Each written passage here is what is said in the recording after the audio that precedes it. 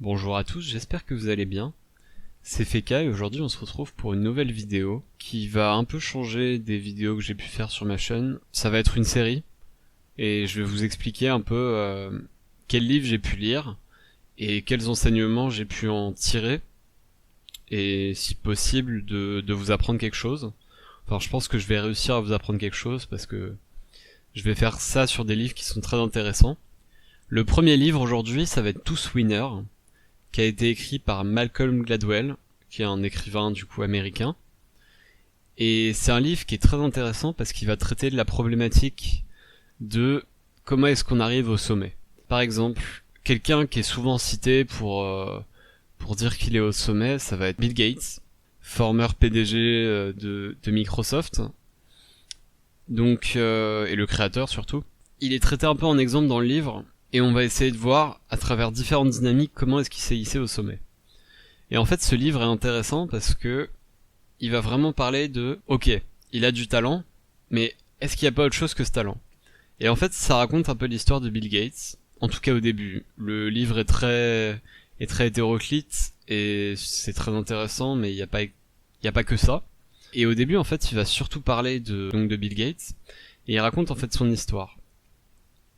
Et il a une théorie dans ce livre, que vous devez peut-être connaître, c'est la théorie des 10 000 heures, qui dit que pour être expert dans un domaine, il faut y passer 10 000 heures.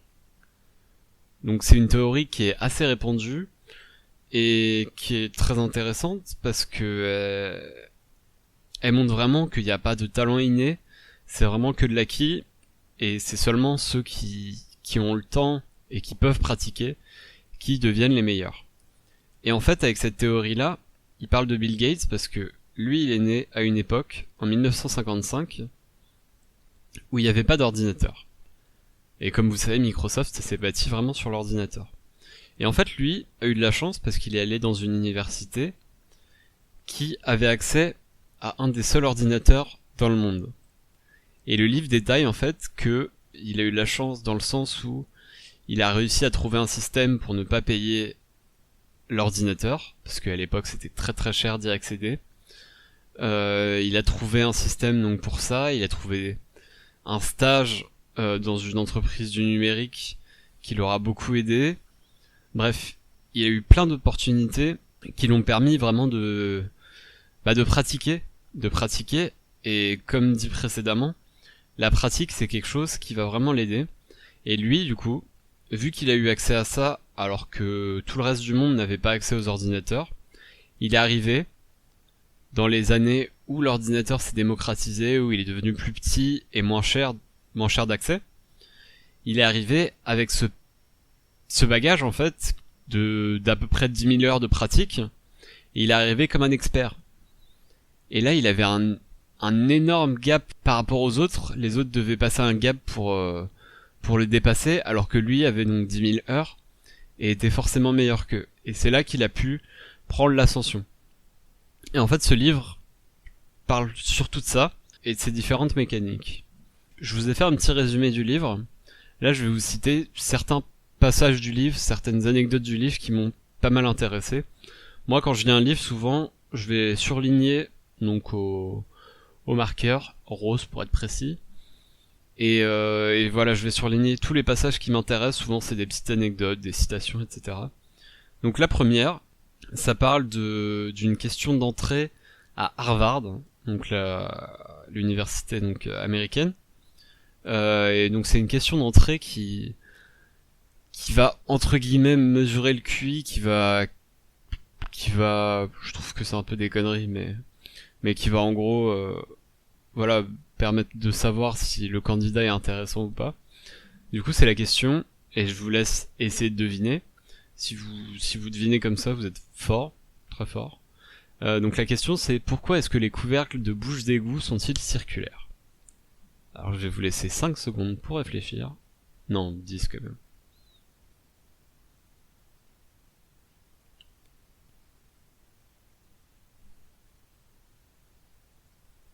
Ok, donc je sais pas si vous avez trouvé, mais du coup, un couvercle de bouche d'égout est circulaire, parce qu'il peut pas tomber dans le trou. Même si on le tourne dans tous les sens, alors qu'un couvercle qui va être rectangulaire va pouvoir tomber, donc si on le met en diagonale. Donc voilà, c'est tout simplement ça. Et j'ai trouvé ça intéressant, et moi je l'ai pas deviné personnellement. Ensuite on parle d'un test qui est très intéressant aussi, qui est à l'opposition d'un test de matrice, peut-être que vous connaissez. C'est en gros donc une liste de possibilités, vous devez converger vers une bonne réponse. Là en fait on va vous donner un objet, ou plusieurs objets. Par exemple dans l'exemple c'est une brique, une brique de chantier, etc.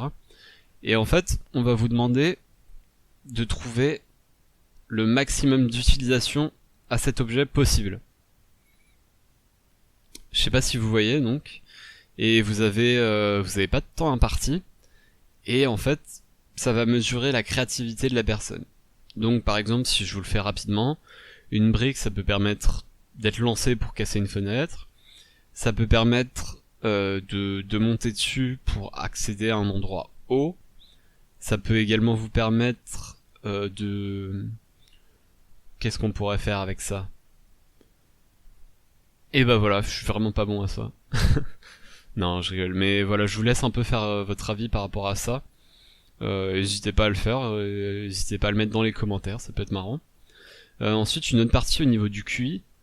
Il y a un débat qui a eu un peu lieu il y a quelques temps, avec la prolifération d'une carte qui indique les différents QI en fonction des endroits où les gens habitent. Et donc dans certaines régions du monde, il y avait des QI qui étaient assez bas, et donc il y a eu un peu de débat par rapport à ça. Et donc dans le livre, on parle du QI, et il explique donc que le QI est héréditaire à 50%, et je trouve ça intéressant de le souligner. Voilà. Ensuite, il y a une partie qui parle un peu de la frontière entre les classes sociales.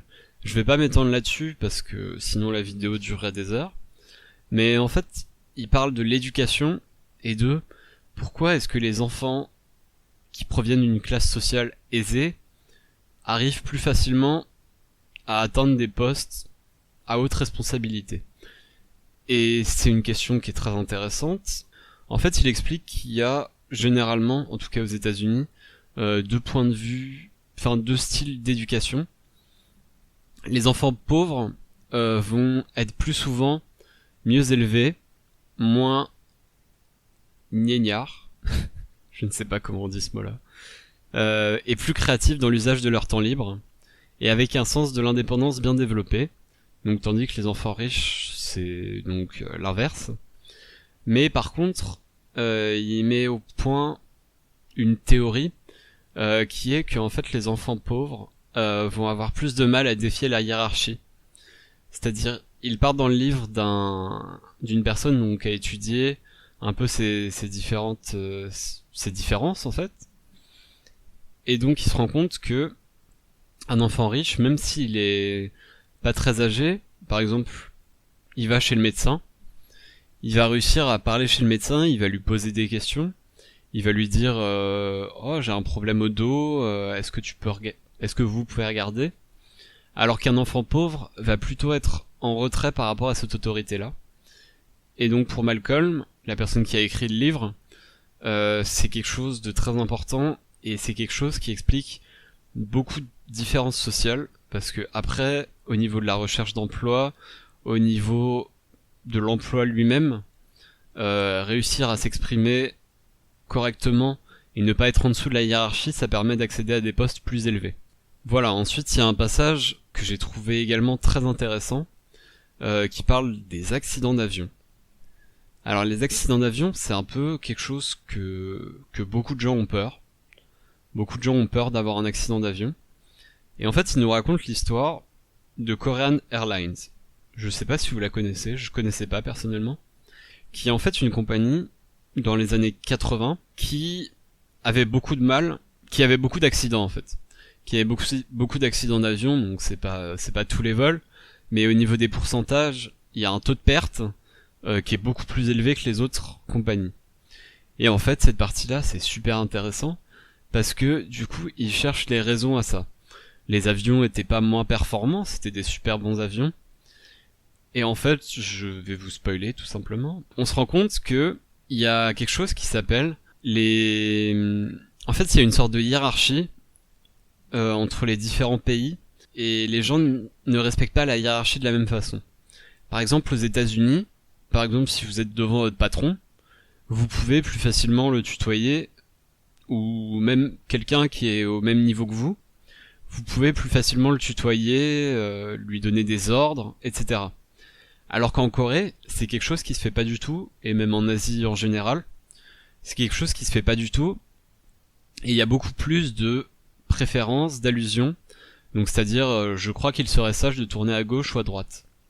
Et en fait, dans un avion, vous allez avoir donc le commandant de bord, et vous allez avoir le copilote. Et souvent, le problème, c'est que dans les accidents, donc en Corée, c'était le commandant de bord pouvait être fatigué, par exemple, et donc le copilote devait lui dire que voilà, c'est un mauvais choix, vous devriez pas essayer de vous poser à ce moment-là, bref, des différentes choses au niveau de l'aviation.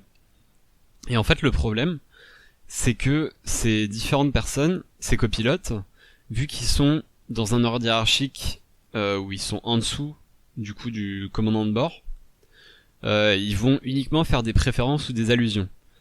Donc comme je vous ai dit, des phrases un peu atténuées où le commandant de bord va pas forcément comprendre pourquoi et ne va pas prendre en compte l'avis. Et en fait ça, mine de rien, on dirait que c'est pas grand chose, mais c'est un énorme problème, et c'est ce qui a causé tout ça. Donc je vais vous lire un peu une phrase que j'ai retenue. Donc c'est: dans un nombre accablant d'accidents, l'avion est en retard sur l'horaire, et par conséquent les pilotes se dépêchent. Dans 52% des cas, le pilote, au moment de l'accident, est resté éveillé depuis au moins 12 heures, ce qui signifie qu'il est fatigué et que ses facultés mentales sont émoussées.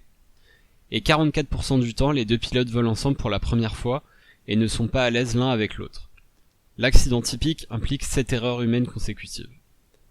Et dans le livre, on a de nombreux exemples, et on se rend compte que, en fait, ce problème de communication pose beaucoup de problèmes, que ce soit d'un point de vue copilote à commandant de bord, que ce soit d'un point de vue commandant de bord à la personne qui s'occupe donc à l'aéroport d'aiguiller les différents avions.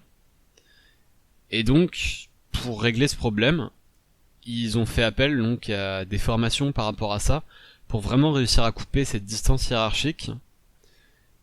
Et donc, on nous explique qu'il y a donc 6 types différents. Il va y avoir l'ordre, donc tourner à 30 degrés à droite. C'est quelque chose de très direct avec zéro atténuation. On va voir l'énoncé d'une obligation. Je pense que nous devons dévier vers la droite. Suggestion à l'équipage. Contournant le mauvais temps. Question: dans quelle direction aimeriez-vous dévier? Préférence: je crois qu'il serait sage de tourner à gauche ou à droite. Ou une allusion: ce retour à 40 km ne veut dire rien de bon. Une autre statistique qui est très intéressante, c'est que sur le plan historique, les écrasements, donc d'avions, sont beaucoup plus susceptibles de se produire lorsque le commandant pilote. C'est une statistique un peu bluffante parce qu'on pourrait se dire que le commandant a plus d'expérience, et en fait on se rend compte que ce facteur hiérarchique a vraiment beaucoup d'impact sur les différentes lignes. Enfin, je vais finir la vidéo avec 3 citations que j'ai pu trouver, que j'ai trouvées intéressantes, sympathiques. Donc la première, c'est: si vous travaillez suffisamment, que vous vous affirmez et que vous utilisez votre esprit et votre imagination, le monde est à vos pieds. Ensuite, une autre qui est extraite d'un chapitre qui parle de la différence entre l'Asie et l'Europe au niveau des mœurs. En fait, souvent les Asiatiques sont considérés comme plus travailleurs, et on nous explique donc que c'est grâce à la culture du riz, qui est un aliment qui a besoin d'optimisation, qui a pas du tout les mêmes propriétés que le blé. Et donc une citation qui est extraite de ça, c'est: celui qui se lève avant l'aube 360 fois par an ne peut qu'enrichir sa famille. Ensuite, pour conclure, ceux qui sortent du lot sont ceux à qui on a donné des occasions et qui ont eu la force et la présence d'esprit nécessaires pour les saisir. Voilà, j'espère que cette vidéo vous aura plu. N'hésitez pas à me donner votre avis sur la diction.